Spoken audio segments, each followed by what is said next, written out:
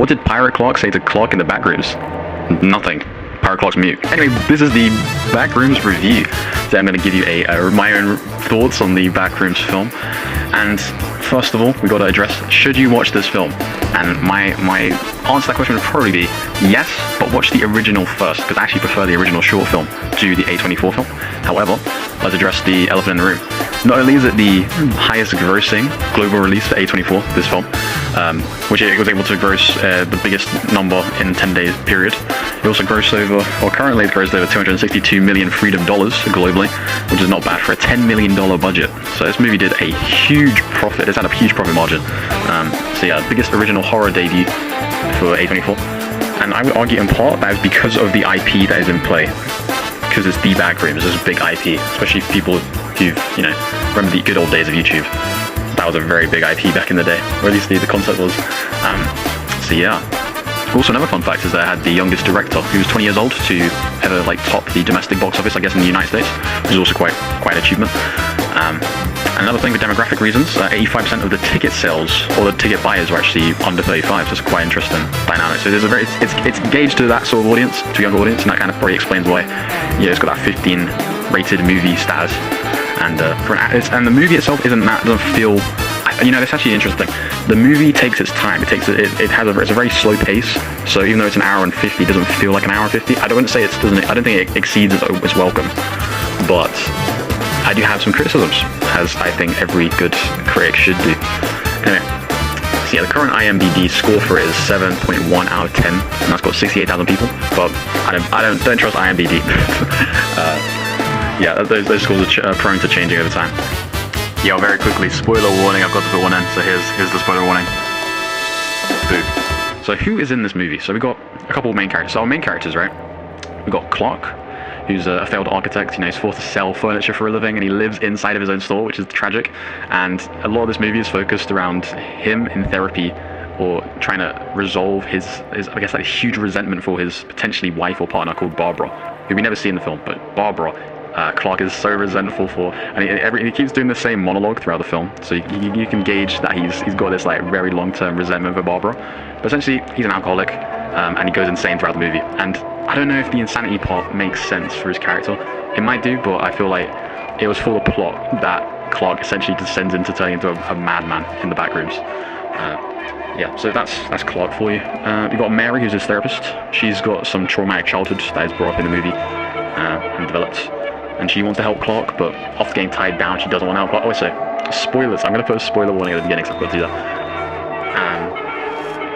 Yeah. So who else is in this film? I think the only other two major characters are the employees that Clark hires, which is Kat and Bobby. Bobby has got this VHS old camera that he records this pirate advertisement for Clark. So that's pretty. Those two characters are kind of the side characters. Mainly, it's Clark.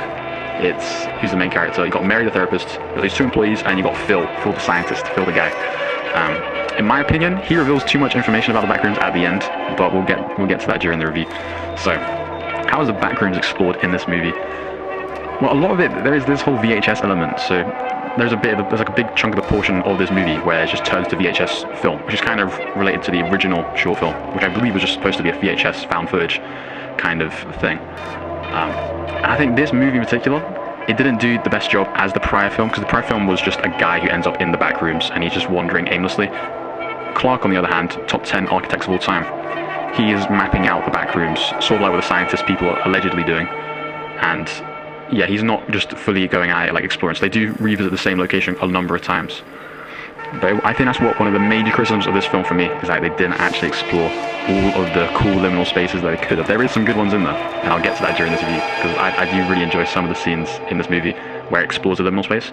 But I feel that's one criticism you can have. And another part of it is this film kind of introduces, I don't know if it introduces the idea, but at least for me anyway, as someone who's watched it, the original short film back in the day, and now has gone into this movie, there's the idea of the levels in the Backrooms. The more levels you go down, the more corrupt it becomes of the original design. So if you had, for example, there's the house that Mary's childhood home is in, and it goes down levels, and each time it goes down a level, the room becomes more corrupted and more crazy stuff is happening within the room itself. So you got that, which I think it's an interesting idea, and I think that may have some problems with something like the video game like Steam games that they produce, where it's like, oh, now you're on level 2, like the water level or something. So that kind of, I guess, retcons that, but I mean, it just existed separate things, like, you know, games and movies or whatnot. So it's interesting to see that as how they explore the backrooms. Essentially, it just gets more and more corrupt the further you go down.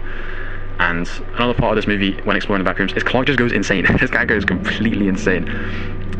And I guess it's sort of there, but I don't know, I feel like he shouldn't have just gone from being a guy who's divorced, who's alcoholic, and is going through therapy, ending up into being just an absolute insane maniac who's semi-cannibalistic and ties people down and stuff. But we'll get to that, Now we're just going to go transition smoothly from a mental breakdown to the pilot breakdown. Pause. So, we're just going to go through the whole movie. So this movie actually begins with a hazmat guy dying. So he's got lost in the back rooms. He's filming, I guess, on a VHS tape or a VHS camera, and he's trying to be like, oh, save me, I'm stuck in the back rooms, I need to get out. And then he just gets eaten by a monster. I actually don't know what the monster was at the beginning. That could have just been a different entity all entirely to the pirate guy, who becomes like the main entity in this film. But yeah, essentially he gets killed, and then he goes into a therapy session. So you got Clark and Mary, and they do the monologue for the first time, where essentially they role play Clark being himself and Mary being his wife Barbara, which is kind of a funny thing if you think about it. The fact that she's just basically role playing as a wife and watching him she's basically rage baiting him into reliving the same argument over and over again in this movie, which is quite funny. Quite a funny thing. And then it switches over to a VHS video, because I think the film was actually set in the 90s. Because I think at the beginning of the film there was a VHS tape start which had 1990 on it, so this film might just be canonically in the 90s, which makes sense. So now you get a VHS video that's being filmed by Bobby and Kat, or at least it's being filmed by Bobby, of Clark in it's a combination between pirates and the Ottoman Empire, which is a crazy crossover, at least for me anyway. So he's filming that, and then it ends with a chair breaking in the furniture store, and then Clark getting rage baited by the fact that his own furniture is so bad that it breaks. And then it transitions onto just more store stuff, and then it goes to the switchboard. So an electrician's in, and he's trying to see why there's like power outages in, or like excess power is being put somewhere from the building into something. And then they find that in the switchboard there's just like 3 new switches that have appeared, which is sort of alluding, it's like foreshadowing of what's going to happen later. And yeah, we find out that Clark actually lives in the store. So his I think wife Barbara, she's currently living in the home that he's paying for, apparently, or she might actually have taken out the money. He might just be making that up, but that, from where the movie sounds, that he's just essentially paying for his house while he's no longer living in it, and he's currently living in the store, which is tragic. That's actually tragic, but makes sense for his character. So he's watching TV. I think that's the part where a VHS, not VHS, but the TV itself then shows footage of the back rooms. And he goes down to the downstairs area, which has the switchboard, and then he's switching all the switches, and he flicks the 3 like the backroom switches. And this is where it's really cool. I do like the aesthetic where he's walking past and he can see a slither of the back rooms, so the light coming from the back rooms, and then he eventually goes through this door. So he's basically Alice going into Wonderland. So he's now into the back rooms and he's seeing furniture. And a cool thing about the back rooms is it shows the furniture, even if it's like 2 chairs that are like on top of each other, they're melded together. They're not like 2 separate chairs. They're just basically absorbed into each other. Like there's parts of this movie where there's shoes that are melded into the ground, but they're still shoes. They can still be like, they look like they're still fabric, and you can push them around, but they're actually just in the floor, which I think is a very cool way of exploring the backroom aesthetic. So yeah, he's in the back rooms. This is where he looks into a camera, and the scientist guy who's called, let's have a look. What was the guy's scientist? Okay, yeah, Phil the scientist, right? He looks at the camera later, and the footage later, and he's like, oh wait, that guy's in the back rooms. Hold up. So now they're in the back rooms, and Clark has to escape a monster entity, and somehow this guy goes back into the back rooms and he maps it all out. So between that and the next so he goes to a therapy session, he tries to explain to Mary that the back room is a thing, and he sounds insane while he's doing it.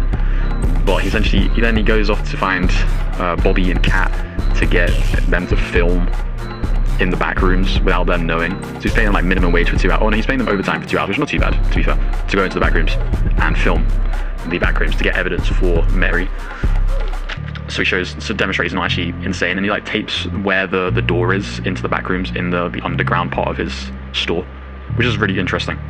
So then he goes into the back rooms with Bobby and Kat, and the reason why he's there is he wants to lower Bobby down into a lower part of the back rooms, which, if we look at the way the film portrays it, the more levels you go down, the more insane stuff occurs.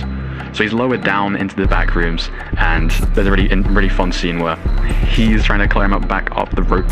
He's been let down by a rope down this like tunnel tube, and then he pulls the table which he was tied to, which hits in Kat and Clark into the lower depths, which I think is a cool thing. Especially when in terms of, they could have made it way less interesting. They made an interesting scene out of that. And then the camera guy dies, and Clark takes up the camera for some reason, I guess for documentation reasons. And then he's now running around the lower level of the back rooms. And this is where one of the cool liminal spaces happens. This is where it's the Christmas tree scene, and there's like these memory-fied or corrupted versions of people are in that room, which we explore a tiny bit later on. So they're in this Christmas tree room, and he tries to run. He goes into some sort of swimming pool place, and then he's talking to Kat, and yeah, then an entity which I then assume is the pirate. I'm just gonna call him Pirate Clark. So Pirate Clark is the one now holding the camera, who's now looking at Clark, who's looking through he's basically staring at a wall, but the thing is, he's talking to Kat through the wall, because Kat is seeing this wall as like a two-way mirror or a one-way mirror. And this is a fun bit where he's now looking back at the camera that's now being held by Pirate Clark. And this is, I think there's a problem here with the plot, because now Clark somehow gets back to the top levels, even though that's not that's just like off-screen. He's off-screen mining. He ends up getting back to the top level, or the original level he was on. And Kat might be dead. Kat might be dead in the back rooms, because we don't see her after this, which is interesting. I don't know why we don't see what happens to the fate of Kat. But then we move back into sort of a flashback with the therapist, where essentially just filling out her character, where essentially her mum is preventing her as a child from leaving the house, and I guess a bulldozer or a digger just smashes through their front door, which is crazy. It's a very fun scene, and very good sound design in that part. And we see throughout the movie that Mary has this prop, and the prop is a concrete hand. So I guess as a child she imprinted her hands into a concrete slab outside of her family home, and now she has a part of this hand, like a chunk of it, because they were just demolishing the house, I think, at the beginning of the film. So she's holding this prop throughout the whole thing, and now she wants to try and find Clark. Clark's been missing, I guess, for a couple of days. So she goes to the store, and she goes into the back rooms, and this is where stuff goes. This is like where we start seeing like the peak of the movie, I guess. So she's now in the back rooms. She gets sedated by Clark. She just gets chokeholded by Clark, and then he ties her to a chair, and he's gone insane at this point, and he's got all these different memory-fied, corrupt people in the back rooms around. And the point where I think it kind of goes too far is where Clark sits down and he says, quote, when he's talking about the corrupted people, he's like, if you think about it, they're improvements on the originals. And I think at that point it's just, okay, he's just gone insane. You've just made him insane I feel like you made him insane for the plot. I don't think it makes more sense for his character to just basically just devolve into, oh yes, the Backrooms is the best place ever, I love the Backrooms, and I'm friends with all the entities. I feel like that's a weak part of the plot for me.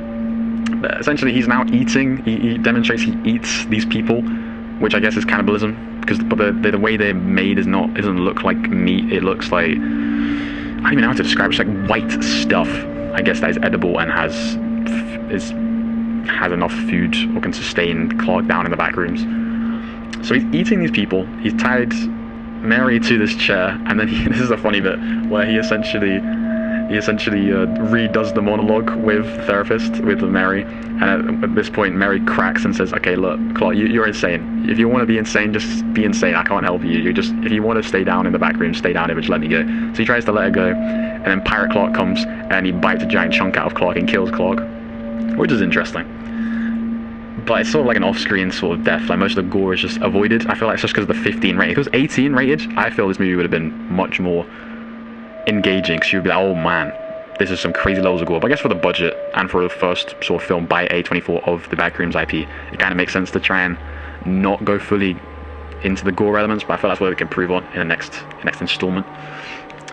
And we're now getting to what I think is the peak of the film, and that is the exploration of a very cool liminal space, which is Mary, who for some reason, the dumbest thing ever, when she's getting chased by Pirate Clark, she trips over a bunch of couches or sofas and she injures her legs, and now she's limping, and then she enters an amazing liminal space where it's just an infinite void, and you just see all the different levels, and just the climb a staircase that's over the void, and then goes up a level through a hatch. That's probably the coolest part of the movie for me, because most of the other liminal spaces aren't that interesting for me anyway. The most interesting was probably the Christmas tree, and then potentially sort of the swimming pool kind of thing, where you got all that kind of the messed up tiling and pool design. But I feel like this was the best liminal space in the entire movie. And I feel like for the next installment, they need to do more of that. I love infinite voids, or infinite pits in the back rooms. That's probably where I think from the original short film, of any scene, the scene where he's just looking into this infinite void where the back room is basically split in half. That's like the coolest part of that short film for me. But getting back to the narrative, we now are left with Mary, who's now in the store, like Clark's store, but it's only like a level down, to be fair. It's pretty similar to what the store is, and she has this boss battle with with Pirate Clark, and so yeah, I think she has a coat hanger, not a coat hanger, like well, I don't know how you describe it. It's like this huge piece of wood, and she's trying to keep distance between Pirate Clark while she's limping, and then the entire room ends up being gassed. So they try to knock out, I guess, the Pirate Clark and the woman. But this is the scientist we find out who actually, I guess, set up that whole thing of trying to make kind of, I guess, experiment on the backrooms people. So they wanted to, I guess, take a subject for the backroom, or to dissect, which we do see later on with Pirate Clark. He gets like dissected by the scientist hazmat suit peoples. And where do we get up to? Oh yeah, this is where the prop comes into play, and Mary has this concrete hand, and she just tries to cave in Clark's face with it to prevent him from killing her. And then Mary kind of escapes, and she's saved by the hazmat suit people. And we're then introduced to a scene with Mary getting interrogated by Phil. And this is the point where I feel the budget constraint plus the time constraint, this is where Phil just kind of does a lore dump of, which I don't think his character would do, but because there wasn't enough time for the movie and just needs to wrap up, he just gives a lore dump about the company. So it was like an MRI company apparently, not the actual government, not even like the US government is doing this. It's just it's just this random private company, I guess, that's trying to explore the back rooms. Which I feel like it should have just been the US government, because that makes more sense. They have more resources, but who knows. And also gives a lore dump on the nature of the back rooms. So he drops the idea of the number of doors into the back rooms are just like exponentially going out of control. They're just popping up everywhere on Earth. And that reminded me of Half-Life, the first Half-Life game at the end, where the portals around the Earth just appear everywhere and the aliens just take over Earth. That's what I was reminded of with that concept with the back rooms doors that are coming out. What's next? Ending of the back rooms. Oh yeah, there is two cool scenes in this movie, and it's where they show the different levels are going down. So one is with Mary's flashback, where it goes down in her childhood home, and it keeps going down and down and down, and the further it goes down, the more corrupt the room becomes, and the more crazy it looks. And they do that at the end, but it's in the interrogation room, and at the bottom is Mary, but Mary corrupted, like a corrupted memoried version that's created in the back rooms of Mary. So she's got like multiple eyes and multiple parts of her face are replicated, which I think is an interesting way to end it. But yeah, now I'm just going to do some general thoughts of the entire movie after doing the breakdown of the plot and trying to give some general thoughts. So, the sound design in this movie was phenomenal. The music was really good. I love the soundtrack for this. I might have to re-listen just to the soundtrack alone, just because that's such good liminal space music. The acting was really good. I really enjoyed the person who plays Clark. I think he's in 12 Years a Slave. That actor was really good. One part I do not like, though, was the point where Clark takes Bobby and Kat into the back rooms to film and get evidence of the back rooms. I don't like how it just switches to VHS aesthetic, because it does that for a considerable point to like the mid part of the film, where it's just, I guess, like a 10, 20 minute, maybe even 30 minutes sequence of just VHS, or seeing the world through VHS, where prior you saw like full detail of the back rooms through Clark's perspective, which I did. That's one critique I could have, like less VHS aesthetic, just so it just looks nicer to watch, I guess. Also, I don't think there was enough gore, so for another install I wanted to bump up the age rating and show more gore, because most of the deaths are just like off camera. You see the pirate Clark sort of taking a chunk out or like biting into Clark, but you don't actually see how he dies. You don't see how Bobby dies either. He just kind of gets dragged. You don't even see what's dragging him, which is cool, like a horror perspective. But you don't get the satisfaction later of seeing an actual death on screen. So I think that's another criticism. Oh yeah, this would have been really interesting, because when Clark is talking to Kat through the wall, where she's thinking it's like a one-way mirror, it would have been interesting if one of the entities, or they played with the idea of the entities being able to mimic Kat's voice in the back rooms. That would have been quite a cool scene. but I understand why they didn't go that direction. But maybe for a future thing they could go that direction. Also, another thing they could have done, they could have gone down the route of what if the exit vanishes. The Amazing Digital Circus reference. No, I'm joking. So they could have played with that idea of the exit vanishing for Clark, but I understand why they didn't do that, because they wanted to just keep that door open permanently so for the plot, and makes more sense that way. But that might be an interesting thing to play about later on. Because they kind of did play about with that when Clark initially wanted to leave after nearly dying, or at least being like the fear of dying in the Backrooms. He was tracing the wall to try and find the exit again. So they could have done that. Also, I don't know why. It'd be interesting to see if an entity can go through the doors into reality. That might be something interesting they could do for the next movie. If they do another movie, or another installment of the Backrooms, like Backrooms 2 or something. Also, I dislike the part where Mary was essentially able to do the shark technique on Pirate Clark, where she just basically holds her hand out, prevents him from eating her or attacking her. Which I kind of understand why they went that direction, but it's sort of like a cheap. It makes the Pirate Clark just seem cheap. You know, he's not actually a genuine threat. All you need to do to prevent him from eating you is just hold your arm out and prevent him from coming towards you. Like, that's not a threat. And that kind of ties into another point about the monsters in this thing and Clark. I find it unbelievable that Clark, the true American patriot, full-blooded American freedom fighter, right, doesn't invoke his Second Amendment rights and just go into the Backrooms strapped. Not even the scientists in the hazmat suits. I don't think they have guns. Maybe they do have guns. I might be misremembering. But why don't they bring guns into the Backrooms? That just doesn't make any sense. I understand why they got to do it, I guess, to keep the power of the entity seeming quite dangerous. But if you've gone into the Backrooms and you're fearing death, what is stopping Clark from bringing in a firearm? Unless he doesn't have firearm safety, or you could just introduce his character with he did something dangerous in the past, so he's not allowed to have guns or hold a weapon, or I guess have the license for it. But that just seems to be a plot hole. If you're going to the Backrooms, you need to be armed, so you're not going to die, right? So that's one of the major problems with the plot. But I understand why they don't have weapons, because it would kind of make it even less of a threat, especially if the Pirate Clark, all you need to do is just hold your arm out. So yeah, this was sort of my whole review of the Backrooms. We got one final point, I guess. We can look at the next Backrooms.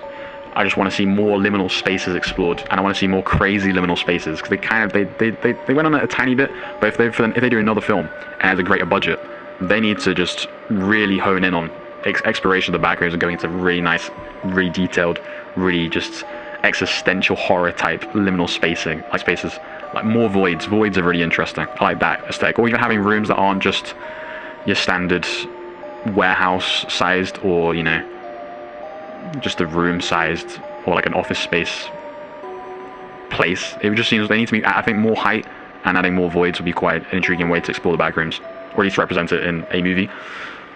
And yeah, that was my review of the Backrooms. I hope someone out there enjoyed this. If you did, then have a nice day. If you did enjoy it, have a nice day as well. Alright, I will see you in the next video. See ya.